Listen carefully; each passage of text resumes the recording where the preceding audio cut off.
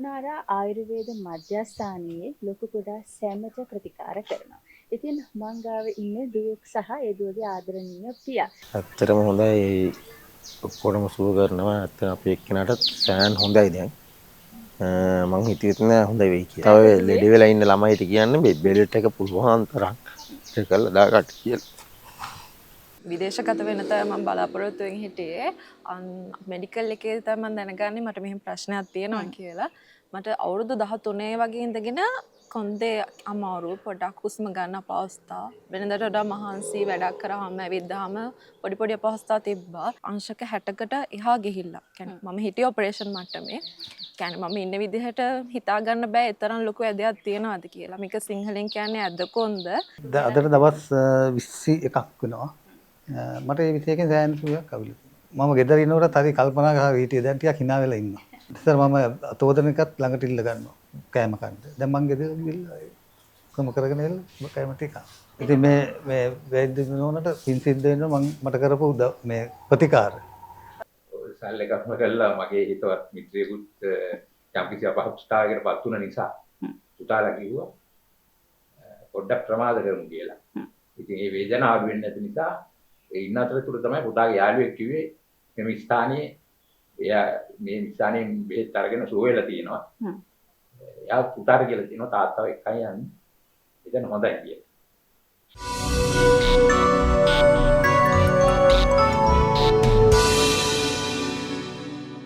ආයිබෝවන් අදත් ඔබව ඉතාමත් ආදරයෙන් ගෞරවයෙන් පිළිගන්නවා රුණාරා වෛද්‍ය හමුව සඳහා. ඉතින් ඔබ දන්නවා අපි නිරන්තරයෙන්ම කතා බහ කරනවා රුණාරා වෛද්‍ය හමුව තුළින් ඔබේ රෝගාබාධ සම්බන්ධයෙන් විශේෂයෙන්ම අපි සර්වාංග රෝග පිළිබඳව කතා බහ කරනවා. ඒ අතර මේ කොන්ද ආශ්‍රිතව ඇති වෙන රෝග වලට අපි මුල් තැනක් දීලා තියෙනවා. මොකද රුණාරා වෛද්‍ය ආයතනයට ආපුහාම ඔබට බොහෝ පිරිසක් දකින්න ලැබෙන්නේ විශේෂ වෛද්‍ය ප්‍රතිකාර හමුවේ සුවපත් වෙන කොන්දේ අමාරුව කොන්ද ආශ්‍රිතව ඇති වෙන රෝගාබාධ සුවපත් වෙන අය තමයි දකින්න ලැබෙන්නේ. ඉතින් ඒ සඳහා විශේෂ ආයුර්වේද වෛද්‍ය ක්‍රම භාවිතා කරනවා ප්‍රතිකාර ක්‍රම භාවිතා කරනවා. මෙන්න මේ නිසාම තමයි රුණාරා ආයතනය රුණාරා වෛද්‍ය ආයතනය ප්‍රසිද්ධ වෙලා තියෙන්නේ මේ කොන්ද ආශ්‍රිතව ඇතිවන රෝගාබාධ වලට ප්‍රතිකාර කරන තැනක් හැටියට. ඉතින් අදත් අපි මේ වෛද්‍ය හමුව තුල කතා බහ කරන්න වෙනද වගේම සම්බන්ධ කරගන්නේ වෛද්‍ය ප්‍රියන්ති විජේවික්‍රම මහත්මිය. ආයුබෝවන් ඔබතුමියට. ආයුබෝවන්. ඉතින් හැමදාමත් වගේ එතුමිය ඉතාමත් කාර්යබහුල මොහොතක අපි මේ පොඩි වෙලාවක් වෙන් කර ගන්නවා මේ කතා බහ ඔබට ගෙන එන්නට. මොකද විශේෂයෙන්ම මේවා පිළිබඳව දැනුවත් කිරීමත් එක්තරා ප්‍රතිකාරයක් හැටියටයි මම දකින්නේ. මොකද අපි රෝගයක් පිළිබඳව හරියට අවබෝධයක් නැතුව දැනුවත් භාවයක් නැතුව අපිට මේ රෝගයක් අපිට එහෙම තියෙනවා කියලා හඳුනා ගන්න අවස්ථාවක් ලැබෙන්නේ නැහැ. එතකොට මේ වගේ වැඩසටහන් තුලින් ඒ රෝගය හඳුනා ගන්නත් ඒකට නිසි ප්‍රතිකාර කරන්න අවශ්‍ය තැනකට යොමු වෙන්නත් ඔබට අවස්ථාව ලැබෙනවා. වෛද්‍යතුමිනි අද අපි විශේෂ රෝගයක් පිළිබඳව ඔබතුමියත් එක්ක කතා කරන්න බලාපොරොත්තු වෙමින් ඉන්නවා. මේ අපි අහලා තියෙනවා පැතිකුදේ කියන. ඒක ගොඩාක් දෙනෙක් අහලා තියෙන දෙයක්. හැබැයි බොහොම සුළු දෙනෙකුට තමයි ඒ අතර හැදෙන්නේ. වර්තමානයේ නම් බොහෝ පිරිසක් අපි සුලභව දකින්න ලැබෙනවා. ඒත් එක්කම මේ ඔටුකුදේ කියන එකත් අපි දැන් අහන්න අවස්ථාව අපිට ලැබිලා තියෙනවා. වෛද්‍යතුමිනි අපි පොඩ්ඩක් මේ රෝග දෙක හඳුනා ගන්නමුකෝ. මොකක්ද මේ පැතිකුදේ කියන්නේ ඔටුකුදේ කියන්නේ මොකක්ද? ඇයි එහෙම වෙන්නේ කියන කාරණා ටික පොඩ්ඩක් අපි පැහැදිලි කරගමු මුලින්ම. ඔව්. එතකොට පැතිකුදේ කියන්නේ සාමාන්‍ය ස්කෝලියෝසිස් කියන එක. ඒක වෙන්නේ ගොඩක් වෙලාවට කොඳුරට පේලිය එක පැත්තකට ඇදිලා යන එක. ඕක සී හැඩයට වෙන්නත් පුළුවන්. එහෙම නැත්නම් දෙපැත්තටම යන S හැඩයට වෙන්නත් පුළුවන්. අපි ඒකට ස්කෝලියෝසිස් කියලා කියනවා. ඊට පස්සේ උටුකුදේ කියලා කියන්නේ කයිපෝසිස් කියන එක කියන්නේ කොඳුරට පේලිය ඉදිරියට වක්‍ර වීම. මෙන්න මෙහෙම නැවෙන්නේ අර වයසට ගියාම කොන්ද නමාගෙන යන ආච්චිලා වගේ. ඔව්. ඒ තරම්ම විකෘති නැහැ. සාමාන්‍ය මෙන්න මේ මට්ටමට අර කොන්ද කෙලින් තියාගෙන ඉන්න බෑ. මෙහෙම නැමෙන මට්ටමක් තමයි කයිපෝසිස් කියන්නේ. ඕක තමයි ඔය කොඳුරට පේලියේ මේ පැතිකුදේදී වෙන අවස්ථා දෙක. එතකොට මේ වෛද්‍යතුමිය අපි මේ පැතිකුදය හරි එහෙම නැත්නම් ඔටුකුදය හරි මේ රෝගී තත්වය හඳුනාගන්නේ කොහොමද? අපිට දැන් සමහරක් විට මේක තියෙන්න පුළුවන් කෙනෙකුට හැබැයි දන්නේ මෙහෙම රෝගයක් අපිට තියෙනවායි කියලා. මේක අපිට හඳුනා ගන්න මොන වගේ ලක්ෂණද තියෙන්නේ යන්නේ හඳුනා ගැනීම අපි කොහොමද කරන්නේ? ඕනේ ශාන්ත ගොඩක් අය වැඩි වෙලා ඉන්නේ හඳුනා ගැනීම කරගන්න බැරි වෙන නිසා. ඕක ඒ කියන්නේ දැන් ගෑන් ළමයෙක් ගත්තොත් එහෙම මේක ගොඩක්ම වෙන්නේ ද්විතීයික ලිංගික ලක්ෂණ පහළ වෙන සමයේ තමයි මේ පැතිකුදය වැඩි වියටපත් වෙනත් වැඩි වියට පැමිණෙනත් එක්කම තමයි පැතිකුදය පටන් ගන්නෙ ගොඩක් අයට. අවුරුදු 7-8 ඇයත් නැතුව නෙවෙයි. ඊට බහුතරයක් දැන් අපි ළඟට එන රෝගීන් බැලුවොත් එහෙම ගෑන් ළමයි පිරිමි ළමයි පටන් ගන්න තියෙන අවුරුදු 12 13 10 11 ඒ වයස් කාණ්ඩවල. ඒතකොට අර ගොඩක් ඒ කාලේ ලැජ්ජාශීලී වැඩි ළමයි. ඒතකොට ඇඳුමක් ඇඳගෙන මිසක් නිරාවරණය වෙනවා අඩුයිනේ. ඒතකොට දෙමව්පියන්ටත් ඒක දකින්න නැහැ. ළමයිටත් ඒක තේරෙන්නේ නැහැ. ඒක නිසා ඔක අර හරියටම දකින්න හම්බ වෙන්නේ විකෘතිය පේන්න ගත්තට පස්සේ. උඩින් යන්න පටන් ගත්තොත් අපේ උරහිස හිස්සෙනවා. පපු ප්‍රදේශයේ එක පැත්තක් ඉස්සෙල්ලා එක පැත්තක් පිටිපස්සට නැරලා යනවා. යටින් ගත්තොත් එහෙම උකුල පේන්න පටන් ගන්නවා. එක පැත්තක මෙහෙම වක්‍රව පේන්න ගන්නවා. ඕක ඉතින් අංශක 30 35 දිත් පේනවා. එතකොට අපිට දැන් මුලින් හඳුනා ගන්න දැන් මේ වගේ දෙයක් අපිට වෙන්න පුළුවන් මේ වගේ රෝගයක් වෙන්න පුළුවන් කියලා අනුමාන කරලා අපිට වෛද්‍යවරයෙක් හමු වෙන්න පුළුවන්. අපි ඒ වෛද්‍ය ප්‍රතිකාර ගැන කතා කරන්න කලින් මොන හේතු නිසාද මේ වගේ තත්ත්වයක් ඇති වෙන්නේ? ඒ කියන්නේ ජාන මගින් එන රෝගයක්ද එහෙම නැත්නම් අපේ ආහාර රටාවේ නැත්නම් අපේ ඉරියව් වල තියෙන මේ වෙනස්කම් වල හේතුවක් නිසාද මොන වගේ හේතුවක් නිසාද වෛද්‍යතුමියනි මේ වගේ රෝගයක් ඇති වෙන්නේ? දැන් අර කලින් කිව්වා වගේ මේ නිසි පෝෂණයක් නැති අවස්ථාවලදී ඕක වෙන්න පුළුවන්. තාම නිසි හේතුවක් ස්ථිරම හොයාගෙන නිශ්චිතවම හොයාගෙන නැහැ. නමුත් ආහාර රටාවේ වෙනස්කම් දැන් ළමයිගේ තියෙනවානේ. අර අපි පොඩි කාලේ වගේ වෙලාවට උදේට දවල්ට රැයට එහෙම කෑමක් නැහනේ. ගොඩක් වෙලාවට දරුවෝ උදේට කන්නේ නැහැ. මේ උදේ පාන්දර ඉස්කෝලේට දුන්න ඉතින් ක්ලාස් එකට යනවා ක්ලාස් එකෙන් ආයෙ රැයට තව ක්ලාස් එකකට යනවා. ඒ වගේ දවස පුරාම අධ්‍යාපනයට යොමු වෙලා ඉන්නේ. ඒකතර වෙලාවට හරි කෑමක් බීමක් නැහැ. ඒ වගේම ගොඩක් වෙලාවට උදේට ඔය ශනික ආහාරනේ ගන්නෙ. එතකොට එතෙන්දී අර එළවලුවක් අර හරියට වැටෙන්නේ නැහැ. ගන්න එළවලුව සමහරලාට වස. අන්න ඔය වගේ තත්ත්වවල වලදී සමහරට මාංශ පේශි වල ඉම්බැලන්ස් එකක් තමයි මෙතන වැඩියෙන්ම සිද්ධ වෙන්නේ. මාංශ පේශි වලින් දැන් මේක ඇදගෙන යනකොට තමයි පැත්තට ඇදගෙන යන්නේ. එහෙම ඒ කියන්නේ වෛද්‍යතුමිනි දැන් එක පැත්තක මාංශ පේශි අනිත් පැත්තට ඇදෙනවා. ඒ කියන්නේ එක් පැත්තක් දුර්වල වෙනවා අනිත් පැත්ත ඇදගෙන යනවා. එතකොට අර මාංශ පේශියට බද්ධ වෙලා තියෙන කොඳු නාරටියත් ඒ විදිහටම ඇදිලා යනවා. ඒ වගේම කොඳු නාරටිය දුර්වලකම් තියෙන අවස්ථා තියෙනවානේ. ඒගොල්ලන්ගේ විශේෂයෙන්ම ඒ උටුපු දේ වගේව එන්න පුළුවන්. අය අර කිලින් දරා ගැනීමේ හැකියාවක් ඒකට නැහැ. ඒතර මේව ඉස්සරහට වැටෙන්න පුළුවන්. ඒ වගේම තමයි දැන් අපි ගත්තොත් ජානමය වශයෙන් ඔයක් වගේ ජානමය වශයෙන් එන අවස්ථා තියෙනවා. ආයේ මව් කුසේදී දරු ගැබට නිසි පෝෂණය නොලැබෙනකොට ඒ කියන්නේ අම්මා හරියට ගොඩක් අය ඉන්නනේ වමන යනවා. බබා හම් වෙනකම් වමනේ අය ඉන්න. ඒතර කන්න බොන්න හොරයි යා වමනේ දාන තියෙන අපහසුතාවයට. ඒතර නිසි පෝෂණයක් නැති වෙනකොට ගර්භයේදී යාට ඒ අස්තියට අවශ්‍ය පෝෂණය නැති වෙනකොට අස්තිය දුර්වල වෙනවා.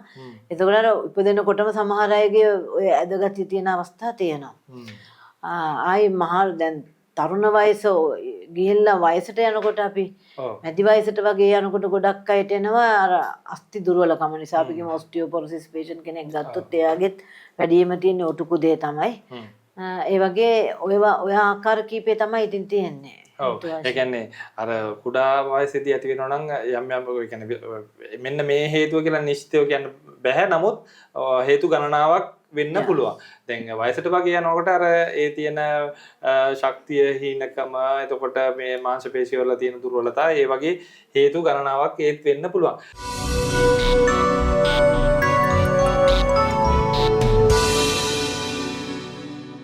ශල්‍ය කර්මයකින් තොරව කොඳුයට පෙළ ආශ්‍රිත රෝග නිට්ටාවටම සුව කරන රුණාරා ආයුර්වේද මධ්‍යස්ථානයේ තවත් අපිට හම්බුණ බොහොම තරුණ වයසේ පසු වුණ දියණියක්. විදේශගත වෙන තව මම බලාපොරොත්තු වෙමින් හිටියේ මෙඩිකල් එකේ තමයි මම දැනගන්නේ මට මෙහෙම ප්‍රශ්නයක් තියෙනවා කියලා. මට අවුරුදු 13 වගේ ඉඳගෙන කොන්දේ අමාරු පොඩක් හුස්ම ගන්න අපහසුතා වෙනදට වඩා මහන්සි වැඩක් කරාම ඇවිද්දාම පොඩි අපහසුතා තිබ්බා. අර වයසත් එක්ක ඕව වැඩි හිතන්නේ නැති එකට වඩා දැනුමක් තිබුණේ නැහැ. දැනන් හිටියේ නැහැ මෙතනට එනකම් මෙහෙම ප්‍රශ්නයක් කියන්නේ මෙහෙම ලෙඩක් තියෙනවා කියලා. දැන් මෙඩිකල් එකේදී මේක දැනගත්තට පස්සේ ඒ වෙනකොටත් ලොකු ඇදයක් තිබුණා. එළියට පේනවට වඩා කියන්නේ මම හිටියේ ඔපරේෂන් මට්ටමේ. කියන්නේ මම ඉන්න විදිහට හිතා ගන්න බෑ ඒ තරම් ලොකු ඇදයක් තියනවාද කියලා. මේක සිංහලෙන් කියන්නේ ඇද කොන්ද. ඊට පස්සේ මම හොයන්න ගත්තා. හොයනකොට තමයි ඩොක්ටර් ගැන මට දැනගන්න ලැබුණේ. දැන් මාස 9කට කලින් මම ඩොක්ටර් ගාවට එනවා. මාසයක් මට ප්‍රතිකාර කරනවා වේදනාවට විතරක්. ඊට පස්සේ ගාඩ් එක හැදුවා. අපි ගාඩ් එක හදලා ඩොක්ටර් කිව්වා අනිවාර්යෙන් ගාඩ් එක දාන්න කියලා. කියන්නේ කොච්චර මෙතනට ගොඩක් අය එනවා. කොච්චර සෙනග හිටියත් කියන්නේ අනිවාර්යෙන් හැම එක රෝගියාට වෙන වෙනම අවධානය දීලා ලොකු කැපකිරීමක් කරනවා ඒගොල්ලෝ. මම හිටපු තාත්තත් එක්ක මාර වෙනසක් හිතා ගන්න බෑ. කියන්නේ පාතිහාරයක් වගේ මට.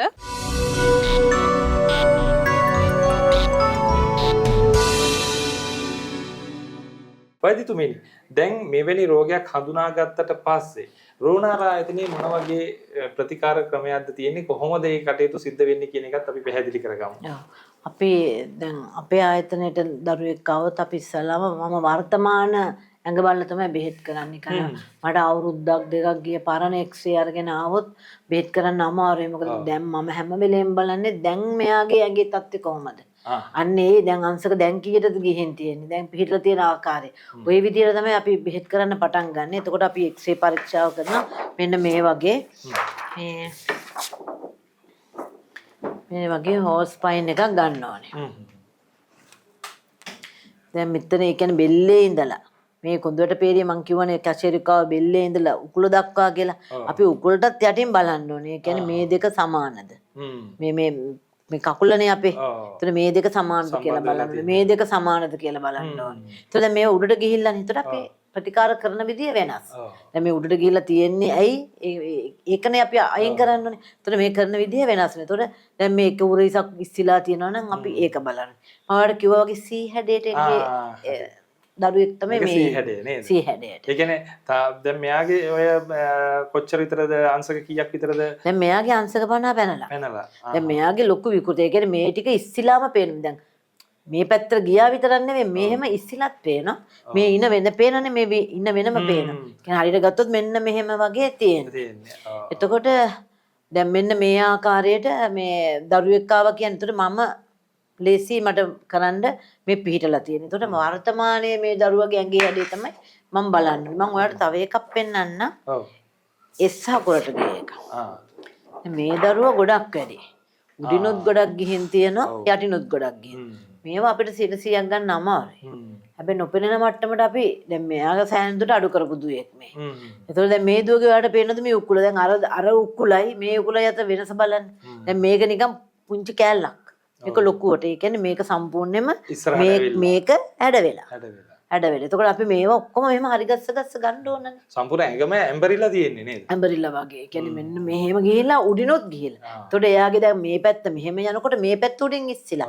ඔයා හිතන්නේ දැන් මේක මේ පැත්තටයි මේක මේ පැත්තටයි ගන්න කොච්චර වෙහසක් දරන්න ඕනේ. එතකොට අපි මේක මේ පැත්තට මේක මේ පැත්තට ගන්න නම් මේක අපි දීමකට ලක් කරන්නත් ඕනේ. අපි මෙතන යන සුසුම්නාව බේරන්නත් ඕනේ. ස්නායු පද්ධතිය බේරන්නත් ඕනේ. අස්ථි පංජරය බේරන්නත් ඕනේ. මේ ඔක්කොම බේරගෙන දරුවට අපි හොඳ ප්‍රතිකාරයක් දෙන්න ඕනේ. මේ හිප් එක ගොඩක් උඩ ගිහිලානේ. ඒතකොට දැන් අර ඔයා ඉස්සෙල්ලා මට කියන්නේ මේක ඉගෙන ගන්න එක ඉගෙනීමට බාධාවක් නෙවෙයි. මේක ළමයා මේ ගැන හිතන්න ගත්තොත් තමයි ඉගෙනීමට බාධාවක් කියන්නේ. මම ඇත්තටම දුවලට පුතාලට කියන්නේ මේක ලොකුවට හිතලා බාධාවක් කරගෙන ඉගෙනීම කඩාකප්පල් කරගන්න එපා. ඔයගොල්ලන්ගේ අනාගතය තමයි අධ්‍යාපනය. මේක වෙලාවට බෙහෙත් ටික කරන්න ඉඩ දෙන්න. අපිට එතකොට අපි ඒ ටික කරලා දෙන්නම්. ඔයා ඉගෙන ගන්න එක ලස්සනට කරගෙන යන්න. මොකද මල් ළඟට එනවා වෛද්‍ය ශිෂ්‍යයෝ ආවා. ආයුර්වේද වෛද්‍ය ශිෂ්‍යයන්ට මම බෙහෙත් කරාවා. මේ බටහිර වෛද්‍ය ශිෂ්‍යයන්ට බෙහෙත් කරලා තියෙනවා. එතකොට වෛද්‍යවරුන්ගේ ඥාතීන්ට කරලා තියෙනවා. ඉතින් ඔය වගේ දරුවෝ හොඳ උගත් දරුවෝ. මම කැමතිම නෑ ඉගෙනීම කඩාකප්පල් කරන් මේ ගැන හිත ඉන්න දරුවෝට මම හැම වෙලෙම උපදෙස් දෙන්නේ අධ්‍යාපනයට පළවෙනි තැන දෙන්නේ. ඒකම අපිට මේක හරි ගස්සා. දැන් ඔයා ඔටුකුදේ මේ ඔටුකුදේ රූපරාම දැන් මේ බලන්න මේ මෙහෙන්නේ තියෙන්නේ. එතකොට මෙයාගේ නම් ගොඩක් වෙලාවට මේ අර කෙලින් හිටගෙන ඉර වැටලා වගේ. දැන් අපි වයසට යනකොට බලන්න අපි දැන් අපි පොඩි කාලේ හිටපු විදිය තරුණ කාලේ හිටපු විදිය නෙවෙයි දැන් අපි ටික ටික අපි මෙහෙම වෙනවනේ. ඒතර ඒ අපි වයසට ගිහිල්ලානේ. මේ දරුවෝ තාම වයස නැහැනේ. ඒතර මේ දරුවෙක් මෙහෙම යනවා කියන්නේ අපි වගේ වයසට වෙනකොට එයා මෙහෙම වෙනවා. එතකොට තව තමයි විශේෂයෙන් කියන්න තියෙන්නේ දරුවන්ට මම බෙහෙත් කරනවා නම් මට වර්තමානයේ එක්ස්රේ එකක් ඕනේ. එතකොට අනිවාර්යයෙන්ම ජැකට් එකක් දාන්න ඕනේ. මේ ජැකට් එක අපි රූපරාම වලින් පෙන්නමු. මේ ජැකට් එක දාන්න සමහර ළමයි කැමති නෑ. එතකොට ඒගොල්ලෝ ඒක අත්හරිනවා. අන්න ඒගොල්ලෝ තමයි අපි ළඟට වැඩි වෙලා වෙන විකල්පයක් නැති තැන එන්නේ. ඊට පස්සේ දැන් ඕක කැරකි අස්ති ගිහිල්ලා ගොඩක් මේවා වුණාට පස්සේ කොඳුට පෙළියේ දැන් ස්නායු හිර වෙන්න පටන් ගන්නවා. උඩින් ගත්තොත් කැරකිලා ගියොත් ඒ සුසුම්නාව හිර වෙන්න පටන්. ඒතර ඒක රෝගයක්නේ. ඒතර ඒක වේදනාකාරී රෝගයක්. දැන් මේ පැතිකුදේ කියන එක හැමෝටම එහෙම වේදනාවගෙන දෙන එකක් නෙවෙයි. වේදනාවගෙන දෙන්නේ අර ස්නායුවක් හිර වෙලා නැත්නම් සුසුම්නාව හිර වෙලා ඒ වගේ දෙයක් ආවොත් එක්ක දැන් සමහර ළමයි එනවා අත හිරි වැටෙනවා කියන්නේ. ඒතර සමහර එනවා කකුල දිගේ වේදනාව කියලා. ඒගොල්ලන්ගේ පැතිකුදේ තියෙන හැම ළමයෙකුට මේක වෙන්නේ නැහැ. නමුත් ඒ අවස්ථාවට මුහුණ දෙන්න ළමයි ඉන්නවා. එතකොට අපි ඒගොල්ලන්ගේ ඒ ලෙඩේ සනීප කරලා තමයි මේ පැතිකුදේට අත ගන්නෙ. මොකද ඒක තියාගෙන අපි පැතිකුදේට අත ගැහුවොත් අරක වැඩි වෙන්න පුළුවන්. ඒ අපිත් හදනවානේ මේක. තෙරපීමකට ලක් කරනවානේ. එතකොට ඒ වගේ තමයි ජැකට් එක පළඳින්න නැත්නම් කිසිම ලෙඩයක් මං කියන්නේ ආයුර්වේද ප්‍රතිකාර වලට යන්න එපා. වෛද්‍යතුමනි දැන් අපි පොඩි පැහැදිලි කරගීමක් කරමු. ජැකට් එක කියන්නේ මොකක්ද ඒක මොනවද? ජැකට් එක කියලා කියන්නේ දැන් අපි මේ කොඳුට පෙළේ වක්‍රතාවය මේ ජැකට් එකේ ආකාර දෙකකට සිද්ධ වෙන එකක්. ඉතින් එහාට වැඩි වෙන එක නවත්තනවා. අංශක 35 දුවෙක් ආවා කියන්නකො. එයා ජැකට් එක දාලා බෙහෙත් නොකර හිටියත් ඒ අංශක 35 මෙයා රැඳිලා ඉන්නවා. පොඩි ප්‍රමාණයක් හරි අඩු වෙන්න පුළුවන්. හැබැයි එයා ඇඟ කෙට්ටු වෙලා වුණොත් අර හිඩසට ආයි ඒ ප්‍රමාණය යන්න පුළුවන්. තව ටික වැඩි වෙන්න පුළුවන්. එතකොට අපි බෙහෙත් කරනවා නම් අපි පටකොක්කුම් බුරුල් කරලා නේක සකස් කරන්නේ. ඒතකොට දැන් අපි ඔක යවනවනේ යතින්. දවස ගානේ අපි හදන දවස ගානේ මේකේ ඇද්ද අඩු කරනකොට අඩු වෙන ප්‍රමාණය රැක ගන්න අපි මේ ජැකට් එක පාවිච්චි කරනවා. ඒතකොට අර මම විශේෂයෙන් කියන්නේ ප්‍රතිකාර කරනවා නම් ජැකට් එකක් දාන්න. ප්‍රතිකාර කරන්නේ නැත්නම් හිමින් වැඩි වෙයි. ආයුර්වේද ප්‍රතිකාර කර ජැකට් එකක් නොදා හිටියොත් ශීඝ්‍රයෙන් වැඩි වෙනවා. මම මේ අත්දැකීමෙන් කියන්නේ මල් ළඟට ගොඩාක් එන්නේ ආයුර්වේද ප්‍රතිකාර කරන්න ගිහිල්ලා එන දරුවන්ට එහෙම ජැකට් එකක් දාන්න නැතුව ප්‍රතිකාර කරලා ගොඩාක් වැඩි වෙච්ච දරුවෝ ඉන්නවා. එතකොට ඒගොල්ලෝ සමහර විට ඒකේ හොඳ ප්‍රතිඵල ගන්න තිබ්බා අර ජැකට් එක දාලා කරාන. අනිවාර්යෙන් හැම දරුවෙකුටම මම පැහැදිලි කරලා දෙනවා මේක සුව කරගන්නේ කොහොමද? සුව කර නොගත්තොත් ඔයාට වෙන ප්‍රතිවිපාක මම කියනවා. පැහැදිලි කරලා කියනවා මේ කාලේ කැප වෙන්නේ. එතකොට ඔයාගේ නියම තරුණ වයසේදී ඔයාගේ ඇඟ ලස්සනට තියාගෙන අනාගතයට ඔයාට ෆේස් කරන්න පුළුවන් කියලා කියනවා. එතකොට දරුවෙක් පිළිගන්නවා. පිළි අරගෙන ඊට පස්සේ ජැකට් එක දාන්න කැමති වෙනවා. මේ ජැකට් එක දාන්න කැමති වෙන කෙනා තමයි මේ අපි ප්‍රතිකාර වලට පටන් ගන්න. එහෙම නැත්නම් එහෙම බෑ කියලා ගියයි ඉන්නවා.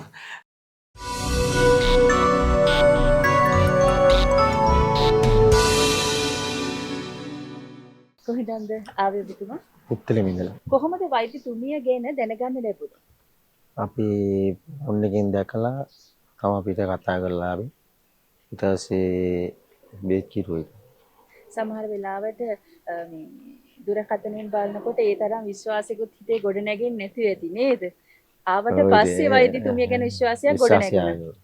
හොඳයි. දැන් මොකක්ද දුවට තිබෙන රෝගය කියලා වෛද්‍යතුමිය පැවසුවේ? එයාට පැති කුඩේ කියලා තමයි කිව්වේ අර කොඳුනාට පෙළිය ඇදවීම. ඒක තමයි කිව්වේ. බේත් කිරුවා ඊට අඩුයි. දැන් අඩුයි. දැන් අවුරුදු කීයක වගේ ඉඳලා දුව මේ වේදනාවෙන් ඉන්නවද? මෙයාට අවුරුදු 8න් විතර වගේ. දැන් වයස? 14යි.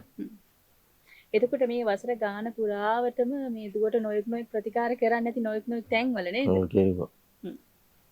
ඒකකින්වත් ප්‍රතිඵලයක් ලැබුණාද? ලැබුණේ නැහැ. ඊට පස්සේ දැන් මෙතනට ආවට පස්සේ මොකද හිතෙන්නේ? දැන් හොඳයි. දැන් 150ක් විතර හොඳයි. හොඳයි. එතකොට මේ වෛද්‍ය ප්‍රියන්ති විජේ වික්‍රම වෛද්‍යතුමියගෙන් ප්‍රතිකාර අරන් කොච්චර කාල වෙනවද? මාස 3යි අඳුරගෙන අපි මෙහෙ දැන් දවස් 45ක විතර කරලා තියෙනවා. ඉතින් මේ වෛද්‍ය මධ්‍යස්ථානය සහ ආයුර්වේද වෛද්‍ය ප්‍රියන්ති විජේ වික්‍රම වෛද්‍යතුමිය ගැන ඔබට මොකද හිතෙන්නේ? ඇත්තටම හොඳයි. ඔක්කොටම සුව කරනවා. ඇත්තට අපේ එක්කෙනාට සෑන් හොඳයි දැන්. මං හිතුවේ නෑ හොඳයි වෙයි කියලා. තාත්තා කෙනෙක් විදිහට මම හිතන්නේ හදවතේ තියෙන බර තමයි ඔය S2කින් එළියට එන්නේ. ඉතින් මම හිතන්නේ සමහර වෙලාවට නේද අපේ හිතවල තියෙන වේදනාව අපේ දරුවට මොකක් වෙයිද ප්‍රතිකාර කරලා සෝයක් නොලැබුණාම අතහැර දාන්නත් බැහැ තමන්ගේ දරුවා නිසා. ඉතින් මේ වගේ ස්ථානයක් හම්බුනහම මොන තරම් සතුටක්ද නේද?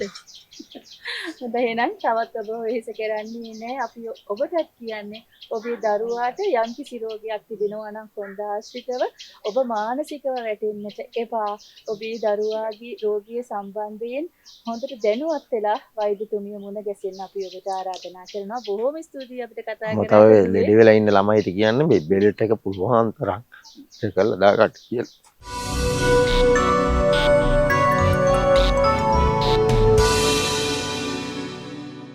වෛද්‍යතුමනි දැන් ඔබතුමී යම් කාලයක් මේ ජැකට් එක පළඳින්න ඕන කියලා. දැන් ඒත් එක්කම අපිට එන ප්‍රශ්නයක් තමයි මේ වෛද්‍ය ප්‍රතිකාර සඳහා කොච්චර විතර කාලයක් යනවද? දැන් අපි හැමෝම බලාපොරොත්තු වෙන්නේ ඉක්මනින් මේක සුව කරගන්න. අපි ඉක්මන් සුවයක් බලාපොරොත්තු වෙනවා. හැම ලෙඩාම එන්නේ එහෙමනේ. දැන් මොන ලෙඩේ හැදුනත් තව මොහොතකින් යන්න පුළුවන් නම් හොඳ වෙලා අපි එහෙම එන්නේ. ඉතින් ඇත්තටම මේ අපේ ඔබතුමියගේ ප්‍රතිකාර ක්‍රමයට කොච්චර විතර අවම කාලයකින් අපිට මෙහෙමයි ඒක ලෙඩාගේ ලෙඩාට වෙනස් වෙනවා නිශාන්ත. ඒ කියන්නේ අපිට එහෙම පොරොන්දු වෙන්න බෑ. අපි හැම එක්කෙනෙක්ම දවස් 21ක් දවසක් දවසක් ගෙන්න ගන්නවා. ඊට කලින් අපි ස්ට්‍රෙචින් දානවා සතියට දවස් 2ක් ඇදීමකට ලක් කරනවා.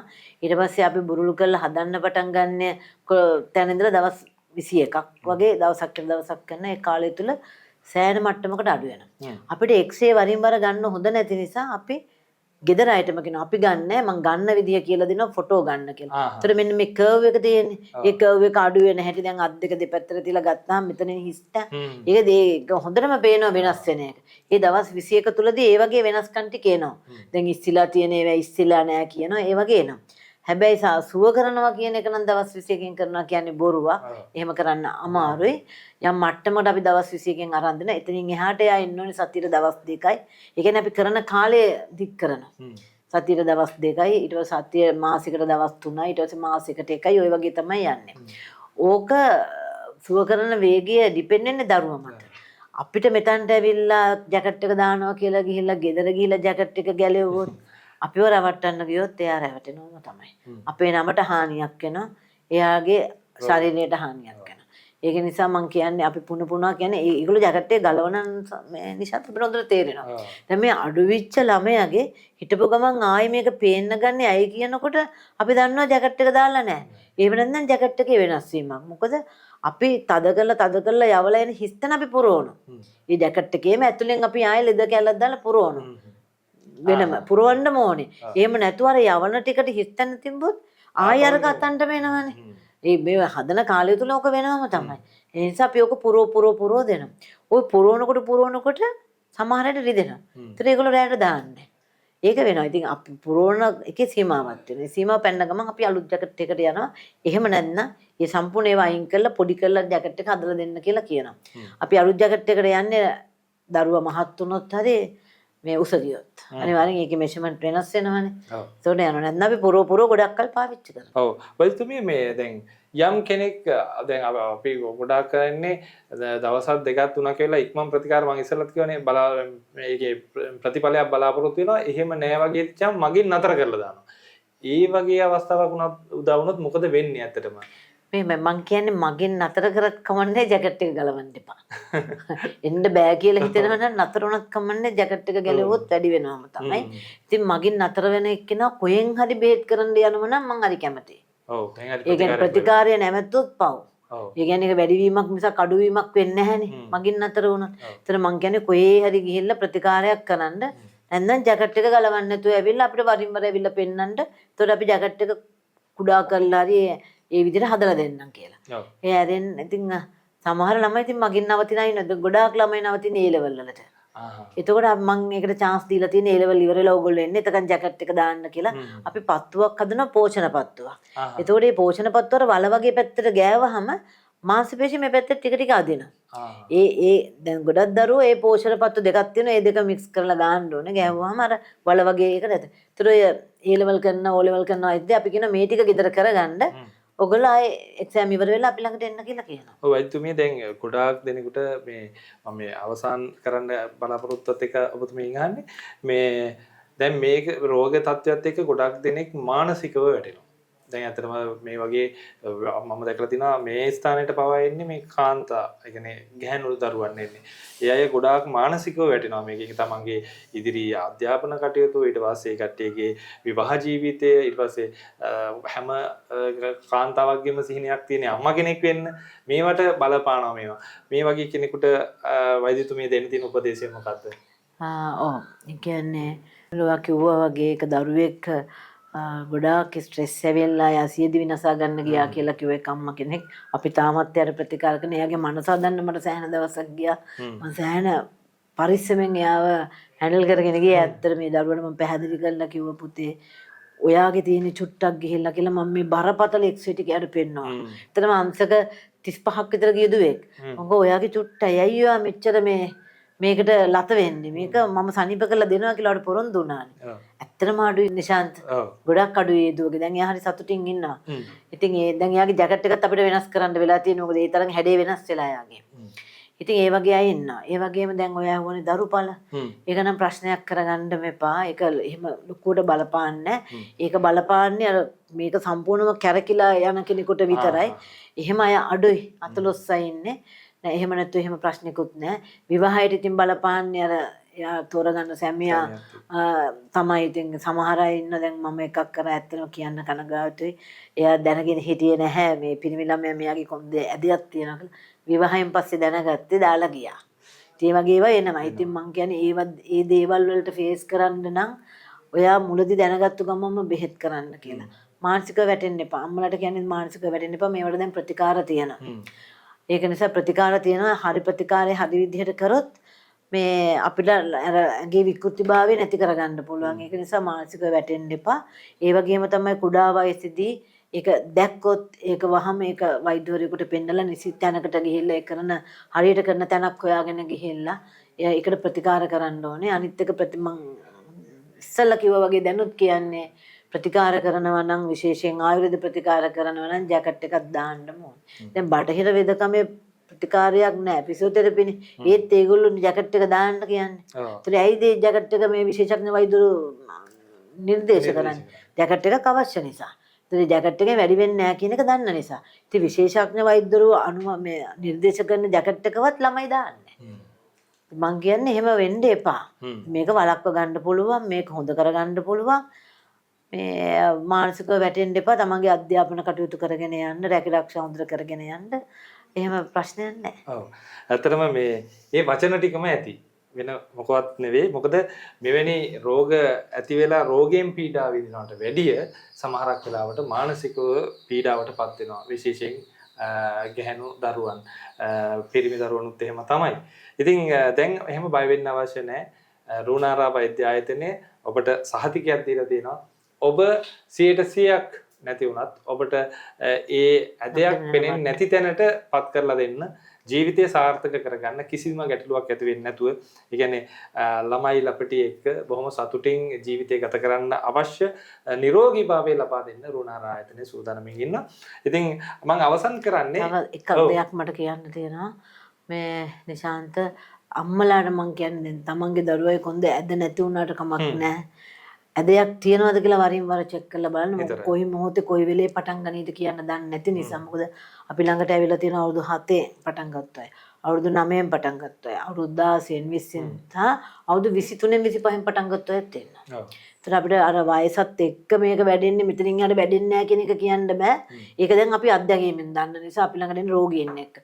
මම හිතන්නේ ඔයගොල්ලෝ කතා කරනත් ඇති ඔය අවුරුදු 20 ගණන් වල ළමයි එක්ක.